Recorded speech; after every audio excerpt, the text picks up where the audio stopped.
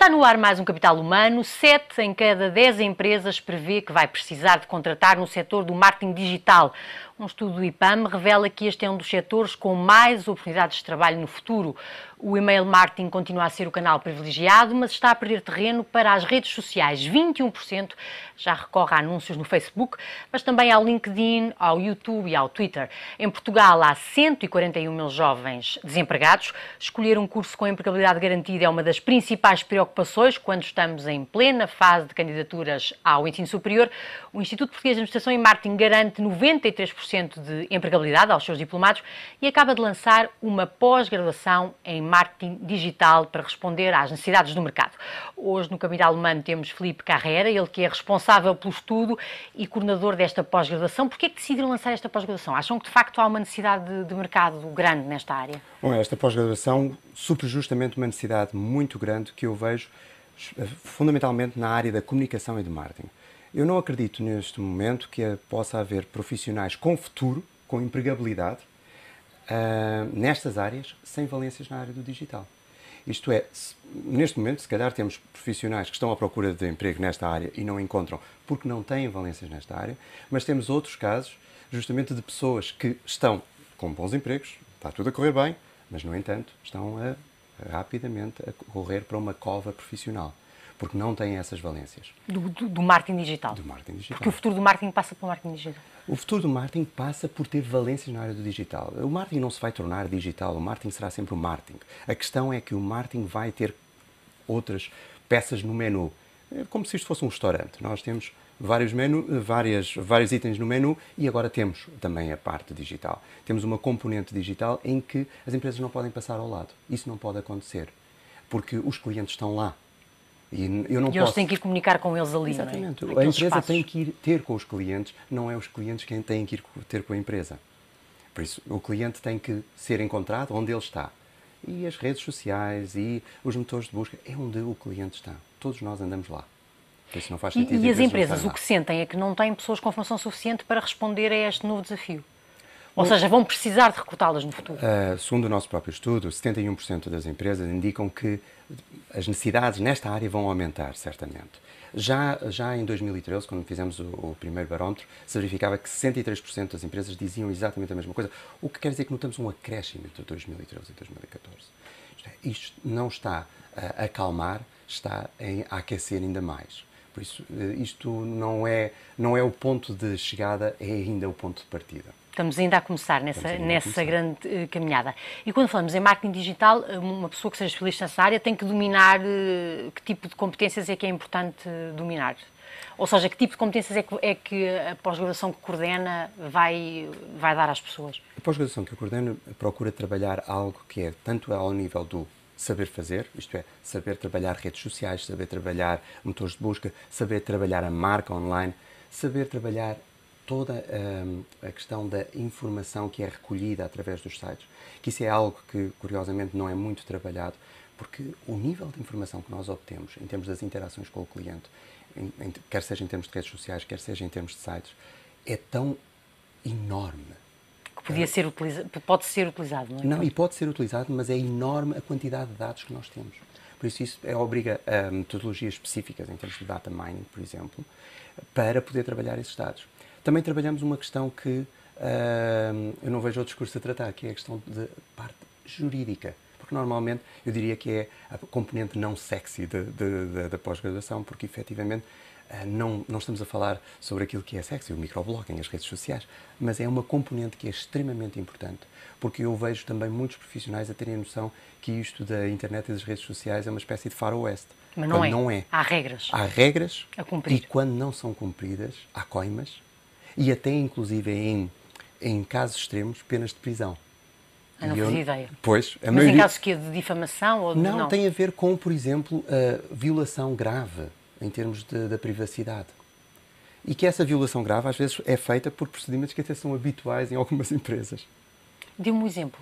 Por exemplo, um caso que nós encontramos... Houve este agora do Facebook, não é? Há pouco tempo. Não, mas eu vou dar um exemplo comezinho, digamos assim, que até vai ser mais fácil de entender por todas as empresas, desde a PME até à grande empresa. Muitas vezes nós temos uma base de dados, uma pequena base de dados, até feita uma folha de cálculo em Excel. E temos, como é lógico, não devemos ter campos em que indicamos a raça da pessoa, a sua orientação sexual. Isto toda a gente toma como Há bom essa senso. limitação. Há essa limitação, como é lógico. E toda a gente toma como bom senso, que quer dizer, não faz muito sentido em termos de dados. Mas, curiosamente, há sempre um campo de observações. Que é para, no fundo, algum comentário que tivemos relativamente àquela pessoa. Mas esse tipo de campo é totalmente proibido. Porquê? Porque aí eu posso meter todas as outras informações. E, portanto, poderá haver casos de discriminação e que são proibidos por lei. Diga uma coisa, em termos do marketing digital, se fosse uma empresa agora que comece e que queira entrar nesta área, o que está mais a crescer é o Facebook, é isso? Ou seja, sim, o que nós verificamos, as redes sociais estão a crescer muito porque, efetivamente, há uma parte substancial da população portuguesa, quase 5 milhões de pessoas que estão no Facebook, umas mais ativas. É metade da população, é uma coisa impressionante. Se nós formos a pensar em termos de meios de comunicação, é enorme. Eu costumo dizer, muitas vezes há uma crítica assim ao Facebook, que se pensa, o Facebook é um sítio onde as pessoas têm discussões parvas, basicamente, não têm discussões elevadas.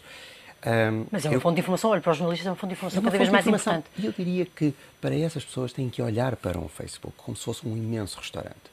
Eu, quando entro num restaurante, numa mesa, se calhar estão a discutir filósofos alemães. Numa outra, estão a discutir o Mundial. Noutra, estão a discutir o tempo. Portanto, nós temos é que ir para os sítios... É um local de encontro. É um local onde nós vemos o nosso cliente a interagir e que podemos ter muita informação. E como é que se faz marketing, por exemplo, no Facebook? Não é, são aquelas coisas que aparecem... Não, há outras formas, não é? A questão é que temos que ir voltar um bocadinho mais atrás. É a questão, digamos assim, no velho marketing, a ideia é a segmentação demográfica. Eu tenho um determinado nível de rendimento, eu tenho uma determinada idade, target. Eu vivo em determinado sítio, então, logicamente, eu não vou aceder a determinados produtos e outros não. Só que isto está a mudar por completo. Quando nós pensamos, por exemplo, na questão da idade, eu lembro-me o que era uma pessoa com 70 anos quando era miúdo. Era uma pessoa que, basicamente, estava, como se costuma dizer... Ultrapassada. Não, eu diria mesmo com os pés na cova, não é ultrapassada. Agora está a começar uma nova vida. Não sabe, essa pessoa pode ter uma nova vida. Isto é, pondo no caso extremo, eu posso ter, efetivamente, um surfista em Beja de 60 anos. Pois pode. E há casos. E há casos. Isto, nos anos 70, por exemplo, era impensável. Porquê é que isto é importante e o que é que isto tem em relação com o Facebook? É que o Facebook é a maior base de dados mundial de comportamentos, atitudes e que geram consumo. Eu vou diretamente, em vez de estar a adivinhar o que é que uma pessoa de 60 anos de Beja gosta, eu posso saber o que é que aquela pessoa gosta. Dirigir-me àquela, independentemente dela ser de Beja, de ter 60 anos, ela pode ser fanática do surf. E, portanto, pode comprar produtos associados ao surf. Exatamente. E, portanto, o importante é fazer algum levantamento, mas isso também depois pode incorrer em coisas ilegais, não é? Algum levantamento desse tipo de preferências? Ou... Não, por exemplo, isso tem a ver páginas associadas. As pessoas fazem os likes, os amigos dessa pessoa fazem likes, o que quer dizer que eu consigo fazer um perfil dessa pessoa. Aí não há grandes problemas, porque a pessoa voluntariamente o faz. E depois essa informação é disponibilizada pela plataforma Facebook em termos dos anúncios que eu posso fazer, dirigir os anúncios a essa pessoa. E o LinkedIn, como é que funciona, por exemplo? Também ainda tem mais informação, não é? O LinkedIn é uma rede profissional.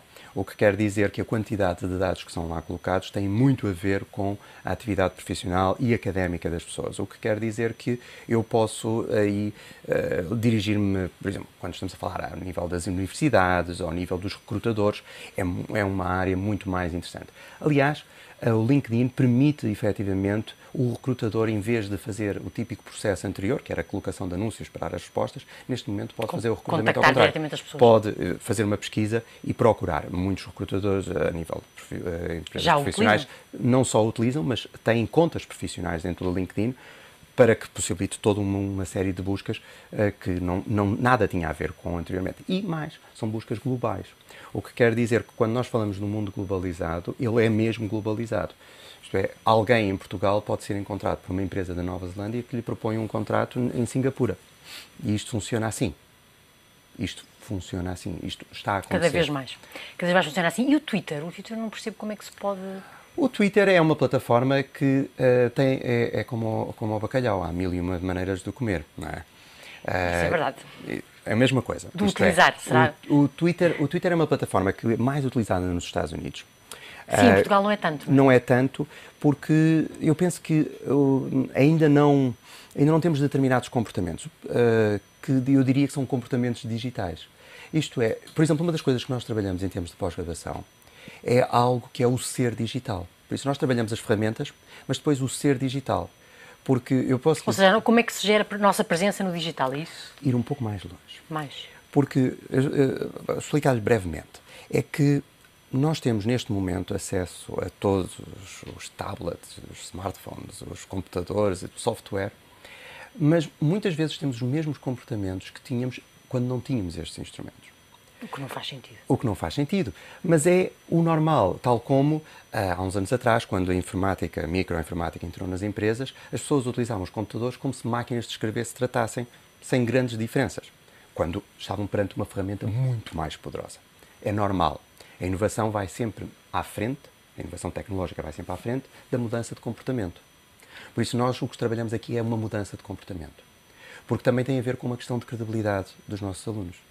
Se nós não temos uma atitude digital, isto é, se a nossa forma de trabalhar, a nossa forma de nos relacionarmos, a nossa forma de comunicar, até a nossa forma de aprender não é digital, como é que nós podemos influenciar outros a serem digitais? Como é que nós podemos influenciar organizações a fazer essa transação? O que é ter um comportamento digital? É utilizar as ferramentas digitais de uma forma em que... Diferente. De comunicação, uma forma... Não só de comunicar de uma forma diferente, mas também, por exemplo, isto para pegar no exemplo do Twitter. Porque uma das coisas que nós incentivamos os nossos alunos é partilharem a sua aprendizagem, aquilo que estão a aprender naquele preciso momento, através do Twitter. Que é uma micromensagem, não é? Exatamente. Basicamente é uma micromensagem que funciona muito como na linguagem jornalística, porque na linguagem jornalística nós temos o título, temos o lead. É um título. São os 140 caracteres, mais ou menos. E a partir daí é que eu vejo a notícia, é que eu vejo o vídeo. É por causa daquele título, é por causa daquele pequeno resumo. Ou seja, e os seus alunos são ensinados a fazer mensagens que sejam eficientes e que captem a atenção, quer no Facebook, quer no Twitter, quer... Exatamente, mas a ir mais longe, a ter essa atitude de a sua primeira iniciativa, digamos... principal preocupação. A sua principal preocupação é partilhar aquilo que estão a aprender. Diga-me uma coisa, houve aí no filme que retrata um bocadinho a questão a construção do Facebook, houve alguma resistência em ser colocada publicidade no Facebook pelo fundador? Agora, neste momento, isso já é uma coisa que está ultrapassada, mas assim há uma limitação muito grande, não é? O espaço que é dedicado à publicidade é pouco. Isto vem das anteriores redes sociais. As primeiras redes sociais eram um festival de publicidade. Esse festival de publicidade matou a rede. Por isso é que o tipo de design do Facebook sempre foi um design muito limpo e com pouca poluição, porque tal como, por exemplo, vemos o Google, quando nós entramos a primeira página é sempre a mesma coisa. Agora tem mudado com o Mundial, não é? Fazem mais uns desenhos e mudam sempre assim com algumas Mas algumas é muito limpo. Mas é muito limpo. Porquê? Porque eles não querem perder as pessoas que querem ter um motor de busca e, neste caso, que querem ter uma rede social e que pode haver alguma publicidade, mas ela não pode ser massificada. Porque esse é um dos erros dos meios tradicionais, porque nós estamos a bombardear as pessoas com uma média de 3.000 mensagens publicitárias por Ninguém dia. aguenta. Aqueles cookies que estão sempre a dizer. Não, e não só, nos meios tradicionais. 3.000 mensagens, você acorda e ao fim do dia em média são 3.000 mensagens publicitárias. Já começa a reagir negativamente. Nós temos filtros para isto. Em relação à questão do Google, também ensinam a aparecer no topo dos motores de busca, porque acho que há técnicas, não é, para fazer isso. Há técnicas, mas atenção, se alguém disser que consegue meter a empresa em primeiro lugar, aquele produto em primeiro lugar, é mentira por uma simples razão. É porque o algoritmo que o Google utiliza para fazer a ordenação não só é secreto, como dizia bem, está sempre a alterar. Por isso, é comparável à fórmula da Coca-Cola ou à nossa receita dos pastéis de Belém. Só com uma diferença, é que é dinâmico. Portanto, tem essa se alguém descobrir a receita, eu queria aqui estar mais uma hora a falar consigo, mas temos que terminar. Só lhe queria pôr uma questão que é uma questão que afeta muito os órgãos de comunicação social, que é como rentabilizar o digital, porque parece que há alguma resistência das empresas a recorrer ao marketing digital, a recorrer aos anúncios nos portais dos jornais, ou seja, há muita dificuldade em rentabilizar. Porquê? Acha que as empresas ainda não acordaram para isso? Porque é uma coisa efêmera, não sei. Preferem o papel ou preferem a televisão ou a rádio? A resposta politicamente correta seria dizer que as pessoas ainda têm que se habituar. E eu vou-lhe dar a politicamente incorreta. A politicamente incorreta é que há uma coisa que ao longo da história sempre influenciou as decisões de todos os decisores. Chama-se vaidade. Isto é, quando nós vamos a pensar em determinados decisores com determinadas gerações, quando o seu anúncio aparece em determinados sítios, num jornal, por exemplo, de prestígio, eles estão a colocar-se num pedestal perante os seus pares. A que o comum das pessoas não chega. O que quer dizer que é algo que é mais mostrado aos seus pares do que é mostrado a outros. Mas, se nós pensarmos às vezes na utilização de determinadas celebridades, se calhar por trás está o interesse em conhecê-las. Pois. E se calhar até apresentar ao filho para que o filho fique orgulhoso. Por isso, a vaidade no digital essa vaidade já não é tão, não sobressai tanto porque quase toda a gente pode lá estar. Sabe, ninguém lhe vai telefonar à meia da noite a dizer fantástico anúncio no Google. Pois. Mas são capazes de telefonar se virem um anúncio na televisão ou se virem... Olha, que isso é uma explicação interessante que se calhar os órgãos de comunicação social deviam começar a pensar nessa explicação, porque se derem a volta a isso talvez consigam encontrar a fórmula mágica para rentabilizar o digital, as versões digitais. A crise tem sido boa nisto. Aí ajuda a pensar porque é que fazemos o investimento. Olha, muito obrigado por ter vindo ao Capital Humano. Ficou muita coisa por dizer, mas já estão aqui algumas pistas que eu acho que são importantes. Filipe Carreira, ele que é coordenador da pós-graduação em Marketing Digital, do IPAM, que acabou de ser lançada. 7 em cada 10 empresas diz que vai precisar de contratar no setor do marketing digital. Um estudo do IPAM revela que este é um dos setores com mais oportunidades de trabalho no futuro. Já sabe, pode encontrar mais oportunidades de emprego e formação no suplemento de Universidades de Emprego do Diário Económico, às segundas-feiras. Voltamos na próxima edição com mais um tema de Capital Humano, o recurso mais importante de qualquer economia ou empresa de sucesso.